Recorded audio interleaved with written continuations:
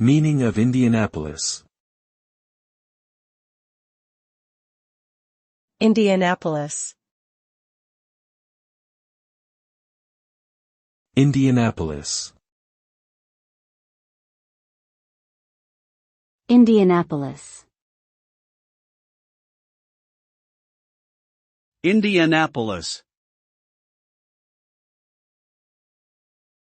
Indianapolis is a city located in the state of Indiana, USA.